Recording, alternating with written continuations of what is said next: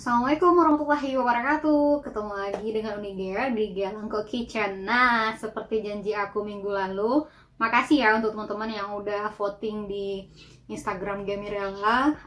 Minggu ini aku akan share tentang food preparation yang untuk mingguan. Nah, apa aja sih yang harus kita persiapkan untuk food preparation selama 1 minggu? Sebelumnya aku mau ngajak teman-teman, tujuan dari food prep ini adalah untuk mempermudah teman-teman dalam memasak. Kenapa? Karena jika kita udah menerapkan food preparation atau persiapan makanan ini setelah aku coba sendiri ya, itu bisa menghemat waktu 30 menit, lumayan ya. Dan tentunya selain menghemat waktu, ini juga menghemat pengeluaran. Ya, dalam kondisi pandemi kayak gini pasti dong kita pengen ngirit, terus kalau bisa sehemat mungkin, namun tetap mengutamakan kesehatan dan juga nutrisi yang kita makan. Oke, langsung kita mulai aja kali ya. Nah, teman-teman semua atau dunsana Unigea, ini semua food prep itu aku beli di pasar Ciputat, pasar tradisional. Kenapa aku belanja di pasar tradisional untuk bahan mingguan seperti ini? Itu harganya jauh lebih murah. Tipsnya, jika teman-teman pengen banget nih mengencangkan budget, itu enaknya belanjanya subuh. Rata-rata kalau di pasar tradisional dimanapun, itu kalau di tangan pertama, terutama untuk sayuran, itu jauh lebih murah, bisa setengah harga loh. Makanya aku nggak nyantumin harga. Kenapa? Karena di setiap daerah itu pasti harganya berbeda-beda. Nah, satu lagi enaknya di belanja pasar tradisional itu adalah kita bisa memilih bahan-bahan yang fresh. Jadi ketika kita kemas itu juga kondisinya masih bagus, dan untuk beberapa hari ke depan atau seminggu atau 2 minggu pun juga masih bagus gitu. Nah, dan sana semua, kali ini aku mau menjelaskan tentang bumbu dasar. Kalau aku kan rata-rata tuh masakan Minang ya, yang mayoritas itu menggunakan cabai. Nah, aku itu punya 2 jenis cabai. Yang pertama cabai yang udah diulek halus, sama yang masih utuh.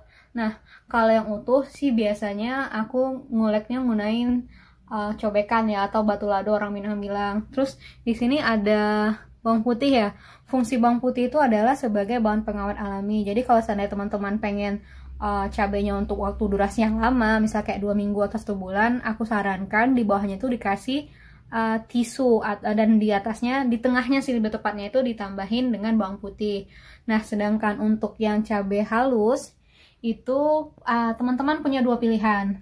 Boleh langsung kayak aku, atau bisa juga ditumis. Kalau ditumis sih tergantung selera. Kalau aku sih lebih senang seperti ini. Nah, durasi tahannya sih biasanya bisa sampai 2 minggu, sedangkan kalau seandainya ditumis tuh bisa sampai 1 bulan, dengan catatan boxnya itu dipindahkan ke beling ya, atau kaca.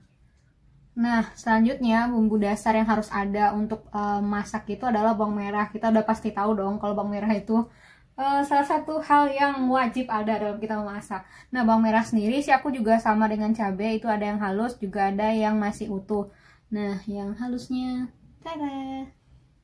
Itu teman-teman boleh di blender atau diulek, terserah, tergantung selera aja. Nah, kalau untuk yang halus halus ya, itu tergantung selera juga sih, mau ditumis atau kayak gitu juga apa-apa, dengan catatan kalau ditumis itu durasinya lebih lama, dimasukkan ke botol kaca. Nah, selanjutnya aku punya bawang putih juga ada 2, yang satu itu yang halus, dan yang satu lagi itu yang masih utuh. Nah, fungsinya juga sama sih dengan cabai dan juga bawang merah ya. Itu tergantung teman-teman mudahnya di mana. Nah, selanjutnya aku itu punya daun jeruk. Jadi kalau untuk daun jeruk itu biar tahan lama, pastiin teman-teman masukin ke kotak itu sudah dalam kondisi kering. Kenapa? Kalau seandainya ada yang lembab, nanti dia ngikutin yang lain itu untuk jadi busuk. Jadi saran aku sih sebelum dimasukin diangin-anginin atau dikipas dulu sama kipas angin, atau mau dilap jika teman-teman punya cukup waktu juga nggak apa-apa sih. Nah, selanjutnya itu adalah bahan-bahan yang biasanya aku gunakan untuk bikin sop, gulai cincang, dan sejenisnya. Jadi itu ada gadamungu, kapulaga, sama biji pala, cengkeh. Jadi kalau seandainya teman-teman pergi ke pasar itu bilangnya bumbu sop mas, abang, atau udah. Biasanya sih kalau di tempat yang jual orang Minang, mereka udah tahu aja. Nah, di sebelahnya itu ada asam kandis yang dalam bentuk plastik. Fungsi asam kandis sih biasanya aku pakai kalau bikin asam padeh. Nah, terus ada ketumbar bubuk, karena nggak sanggup sih ngulek sendiri, lumayan keras. Jadi ya udah aku beli yang udah jadi aja. Nah, itu juga ada serai. Jadi kalau yang serai itu aku cuma ngambil yang bagian putihnya aja. Nanti itu bisa dipakai buat bikin gulai, mau bikin asam padeh, atau mau bikin sop juga biasanya aku pakai itu. Dari sampingnya itu adalah, nah yang selama ini teman-teman tanyain kalau bikin sate pakai bumbu apa sih? Nah, dia pakai itu tuh. Kalau orang Minang bilang sih tuh pamasak atau pamasak gulai. Jadi bisa bikin sate, bisa mau bikin gulai cincang juga bisa. Jadi setelah aku coba beberapa jenis ya, menurut aku yang merek cap udang itu adalah yang strong banget sih rasanya. Biasanya sih kalau di tempat rempah-rempah orang Padang pasti jual. Selanjutnya adalah kemiri halus. Biasanya aku menggunakan kemiri ini untuk aneka gulai, termasuk untuk gulai cincang. Fungsinya itu adalah nanti bisa memberikan atau mengeluarkan minyak. Jadi hasilnya nanti jadi lebih cantik ya, karena kita juga menggunakan santan kelapa, terus ditambah dengan si kemiri ini sendiri. Untuk penggunaan sih terserah, kalau teman-teman suka ya nggak apa-apa, kalau nggak juga nggak ada kewajiban. Selanjutnya adalah lengkuas. Nah, ini aku giling kasar. Kenapa? Karena ini nanti fungsinya adalah untuk ayam goreng lengkuas. Jadi teksturnya itu harus kasar gini. Kalau seandainya untuk gulai itu teman-teman harus yang halus ya. Kenapa? Nanti rasanya kalau seandainya kasar kayak gini malah agak sedikit pahit. Oke, sekarang kita masuk ke lauk pauk utama ya. Nah, di sini Unige akan jelasin ada 2 kotak daging. Itu beratnya 300 gram sama 300 gram. Unige nggak ngambil yang daging padat karena memang nggak mau bikin rendang. Jadi itu satu digunakan untuk daging bikin gulai cincang, dan satu lagi untuk bikin sop. Nah, untuk daging sendiri itu tergantung dari teman-teman maunya seperti apa. Bisa dicuci langsung atau dibiarin aja pas beli di pasar. Kalau aku sendiri sih lebih memilih nyampe rumah langsung dicuci. Jadi ya udah pas masukin ke kotak tinggal masukin freezer gitu biar lebih bersih aja. Nah, selanjutnya itu adalah ada ikan mujair. Ikan mujair ini aku sih nggak ngasih jeruk nipis ya, karena memang mau dimasak segera. Jadi ya udah pas dicuci tinggal ngasih garam, langsung masuk ke freezer. Jadi teman-teman terserah mau ngasih jeruk nipis atau mau dimarinasi juga nggak apa-apa, tergantung selera aja sih. Masih tentang ikan, ini ada ikan teri Medan ya, karena kecil-kecil. Nanti ditemankan dengan si jengkol. Jadi kalau untuk si ikan teri ini aku biasanya juga masukin bukan ke freezer sih, tapi lebih ke yang pendingin biasa biar dia nanti tidak cepat busuk ya, karena kalau ditaruh di luar biasanya akan lebih berair karena ada zat garamnya. Jadi penyimpanannya tetap dalam kulkas ya kalau untuk ikan.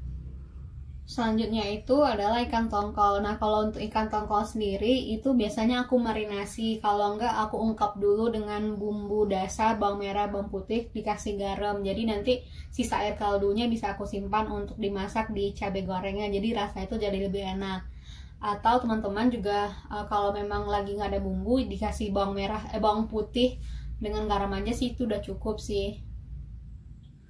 Lauk yang terakhir adalah ayam, sama dengan lauk yang lainnya. Itu aku juga pisahin satu kotak untuk satu kali masak. Jadi ketika keluar dari freezer itu tidak terkontaminasi antara yang kita mau pakai dengan yang akan kita masukin lagi. Nah, untuk ayam sendiri itu terserah selera teman-teman suka seperti apa. Jika tidak seperti ini juga nggak apa-apa. Yang penting nanti ditambahin jeruk nipis biar ada pengawet alaminya ya. Terus ayamnya sendiri tetap fresh. Atau teman-teman kalau mau untuk diungkap dulu juga nggak apa-apa. Kalau aku sih menggunakan bumbunya sama dengan si ikan tongkol tadi, kayak bawang merah, bawang putih, habis itu dikasih sedikit garam, tergantung selera aja sih. Oke, Dunsana dan teman-teman semua, itulah cerita food prep Ingu ini dari Unigea. Semoga teman-teman bisa terinspirasi untuk lebih menata lagi ya makanannya, dan bisa lebih untuk mengencangkan lagi budgetnya biar tidak loss. Dan semoga kita semua tetap sehat selalu dalam kondisi pandemi, amin ya rabbal alamin. Biar aku semakin semangat ya untuk bikin video-video selanjutnya. Jangan lupa untuk di like, comment, share, dan subscribe tentunya. Oh iya, untuk teman-teman yang punya ide atau mempunyai referensi lain tentang food preparation, feel free ya untuk ngasih cerita sarannya di kolom komentar. Sampai jumpa di video selanjutnya. Makasih.